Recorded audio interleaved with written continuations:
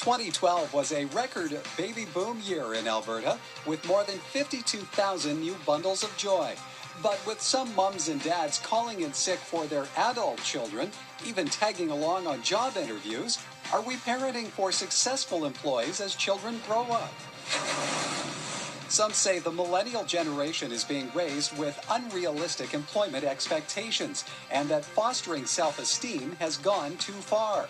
But others say management styles must change to make the most of young workers. How much of a challenge are millennials proving to be? Should Alberta parents shoulder the blame? And how much accommodation must be made in the workforce? And joining us this evening, Dr. Gans Ference, a registered psychologist with the Ference Group. Ben Curry is the Edmonton branch manager with Robert Half. Good evening, Ben. And in Calgary tonight, Judy Arnall, certified family life educator with Professional Parenting Canada, and of course, author of the bestseller, Discipline Without Distress. Good evening, folks. Welcome all back to Alberta Primetime. Good to see you. Thanks a lot. Gans, you do a lot of parenting workshops. Let's maybe start with your observations of the millennial generation. Are concerns over helicopter parenting, poor work ethic, as bad as some are making it out to be? I think, unfortunately, they can be. Not every child or every family is like this, but I have seen an increasing trend where the young people tend to be a little less responsible, have a little less of a work ethic, and not quite as much discipline. But that's not the sum total of it, though. We can't brand a whole generation. No, absolutely not. Absolutely not. What's interesting is, and this is what I tell parents, especially when I do the parenting workshops, is that, you know what, when you're able to teach your kids certain skills, they're going to stand out in their particular crowd, and these are the ones these are the folks that are going to have the bigger advantage. You know, one of the things I've really seen too is the ability to have actual face-to-face conversations with people as opposed to virtual conversations, which seem to be a much more popular thing with that generation. Okay, we will look at the silver lining to this, how parents can take advantage of it a little bit later. Judy, I want to get to you now. Parents come to you for advice. It's what you're known for.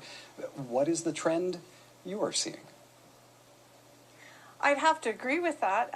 There are some parents that tend to be a little helicopterish, or what we call snowplowish, which means pushing all obstacles out of their children's way.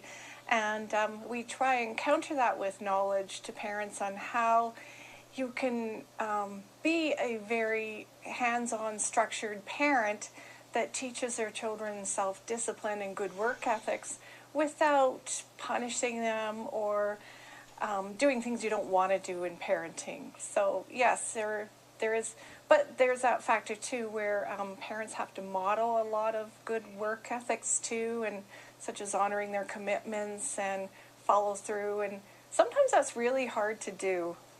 I see a lot of nodding of heads. Yes. Ben, in your line of work, right. You help to place these 20-somethings into professional Certainly, yeah. fields. How much of a challenge is the millennial generation from an employer's perspective? Well, I think it's something that we really need to look at, as a whole, and speaking perhaps even, Alberta, with our continuous, what seems like a skills shortage. I have the unique advantage in my office.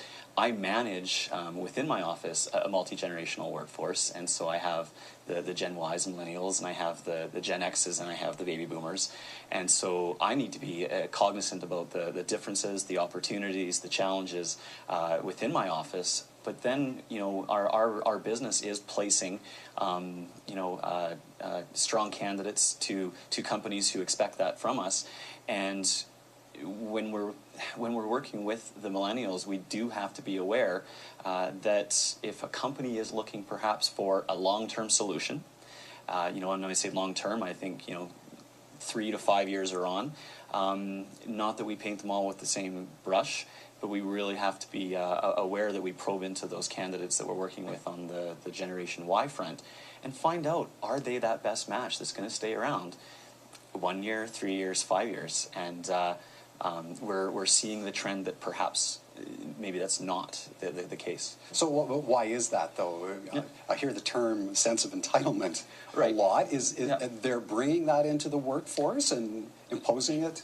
Well, and again, not speaking generalized, but that is perhaps the more extreme case, the term that's on there in terms of entitled. But they're really used to working, or they're used to getting everything at a fast pace. They're used to getting everything sort of on demand. That's the technology they worked with. That's the family that they grew up in. That's what the world has told them, and that's brought into the workforce then, where there's a study that was done that Gen Ys expect a promotion at least every 2 years, just because, not necessarily due to performance, not necessarily due to results, but just for their presence. Judy, a lot of folks trace this back to parenting. So that said, what happened along the way to change how parents raise this particular generation? Well, I think a big factor is that raising a healthy self-esteem in kids has led some parents to protect their kids from consequences, protect and rescue them from the outcomes of their actions. And they're the parents who call in sick for their kids, who do their homework, who negotiate contracts, mow the lawns, those kinds of things, and doing things for their kids that kids should do, and accompanying them on job interviews and university interviews, those kinds of things to prepare their kids from not getting their self-esteem hurt. And we know self-esteem is a good thing, it's not a bad thing, but there are ways to go about building it that are good for kids. Things like letting them fail and picking themselves up and succeeding again, or facing their consequences and solving the problems, and kids feel good from that. Giving them chores to do that aren't paid, where that expectation or reward is going to come from, and they feel good about doing those things. So parents want to know. I don't think they set out to be coddling parents, but they don't know how not to be. Again, is this all on parenting, or are there societal changes at work here? A case in point, the no zeros uproar that we went through here in Alberta the past year. I think a few factors are going on, right? Definitely the parenting has something to do with it, and I want to make it clear, parents are not trying to spoil their kids. They're doing the best they can. I think our culture has kind of fallen apart a little bit in this way, because over the last few generations, I remember when we used to have multi-generational homes and families where parents could have the mentoring from the grandparents or the aunts and uncles close by. Now with the mobility of everybody's all over the place. So everybody's kind of got to do it themselves. You have the increase in single-parent homes and also blended families. It just makes it more complex. Then you have the rise of technology, and so there's a lot of distraction factors and places where people could have been trained which were not being trained anymore. So we really have to do something as a culture to sort of support parents to help them support their kids. All right. Up next, what millennial employees could end up costing Alberta businesses, plus parenting your children for successful careers, that silver lining. And we want to hear from you as well. Tell us what you think by following the contact links at albertaprimetime.com. More with our panel after the break.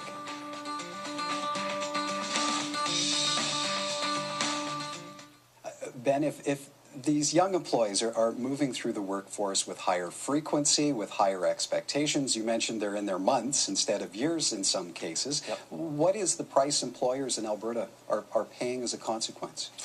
You can look at the monetary costs, and there's certain surveys or certain studies that indicate that if an employee leaves within their first 3 to 6 months, that potentially could cost the employer about 75% of that employee's salary. So, if somebody, is at a $50,000 a year salary, they leave within 3 months for whatever reason, there's a cost of about 75% of that already due to training, hiring costs, the actual employee's salary, rehiring, retraining.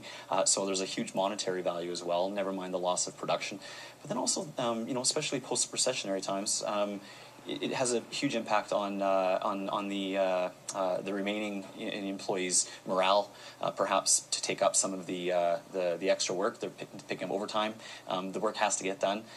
Turnover at any kind, for the most part, especially if you're working with a group of baby boomers or Gen X, there's a morale factor as well. Gans, could we also look at it, as Ben says, an impact on the rest of the workforce? Could some of this, though, be manifesting itself in those who are already gainfully employed? Do we see some of these traits maybe playing out, and then you have a compound effect? Oh, absolutely, there's a compound effect, because I mean, so much of what we're seeing now in terms of workplace loss of time or illness is emotional illness, emotional injury, like burnout, stress-related things like that. So when you have this kind of turnover, you do have a morale issue, as well as people says, well, is it fair for this person to do this and ask for this, and I don't get this, you know what I mean? So it can cause a lot of trouble for the people who remain as well. Judy, let's go back to, in the first segment, I used the term silver lining, and I don't know if that's quite accurate or not, but is there a huge opportunity here for those parents who are wising up to the situation and doing a better job of parenting, and as a consequence, their youngsters are going to grow up to be better employees, and society will be better for it? I think there are definite ways to give your kids advantages in that, because like it's been said, they are going to work side by side for the next 20, 30 years with boomers and people who are not used to employees that text in that they're not going to show up. So definitely parents can give their kids advantages by encouraging them to follow through in their commitments, meet their deadlines at school, and just taking the time to problem solve with them and coming up with really unique solutions to conflicts and issues. Ben, what does the employer do? Do you have to accommodate? Well, there's accommodate, but there's also collaborate. And I think we sort of chatted a little bit earlier about the compromise side of things. I think the Gen Ys entering the workforce, parents, teachers, coaches. They sort of have a responsibility, but also the employer certainly has a responsibility as well. And I found personally that if I sort of compromise, and I can't change everything up to meet every single unique person, but if the more employers know perhaps what some of the generalizations are, the myths, the truths, the more employers know, they're perhaps better prepared to expect that, whether it's a text message that say I'm not in, I won't be in today. I remember when that first happened to me, I didn't even check my text messages, and I was wondering about that person, making sure that she was okay. I never thought to check a text message to say that she wasn't going to be in. But now I'm becoming more aware, and I'm hoping that I'm maybe perhaps changing up my management style to accommodate in some ways, but then also to educate myself, but also then to educate the millennials as well, that here's some of the expectations of them that they may not have seen in school or from their parents, so on. And so, Gans, does that mean then laying down the law when you hire that employee? Well, I like the term collaboration or training. So in a sense, you're laying down the law. Look, if you're going to work here are the expectations, and this may not be what you're used to, but this is what we expect here at this organization. And these are the consequences if you do not meet those expectations. Right? And unfortunately, it's going to be a rude way. I mean, we're going to have to go there because there's going to be a reaction to this to some extent, and so it's going to be a bit of a rude awakening for a lot of people, a lot of young people entering the workforce, if they hadn't had this experience growing up with their with their parents, their coaches, their teachers. But I think it is important for the organizations to expect that, because this is how life works. And the more closely we can mirror that as parents for our kids, the more confidence they have going out into the real work. Because confidence comes from competence. And that's what they need. Judy, for those of us who have youngsters who are a long ways away yet from the workforce, how young do we need to get started in terms of setting up our kids to be successful? Well, I would say it starts early, probably I'd say about preschooler ages 4 or 5. When your child says they're going to do something, it's up to the parents to ensure that they follow through on it and honor that commitment. And I'd also have to say, I think the onus is on the school system too, to not always give second chances to turn in work, meet deadlines. And kids need to know that's real world. Once they hit the workforce, you can't keep doing that. Ben, I'm going to give you last word. Sure. What's your message to the millennials, to their parents? Well, I mean, it's to the millennials as well as to employers, is that we have to move forward and we have to evolve on this front. And I don't want to make it sound that any of these traits that millennials are coming to the workforce with are bad. I think we can exploit them as employers and as you know, their mentors into, you know, they are the most passionate. They want to find their place in the world. They're confident. Those are some good traits that we all look for in our future staff. And so I guess the final message is, you know, let's work together as parents, as educators, as the millennials. They're the ones that are going to want those jobs. They're going to want my job and your job and whoever's else, but also as employers. Let's try to evolve, and let's not use this is how it's been for a number of years. It's not going to change.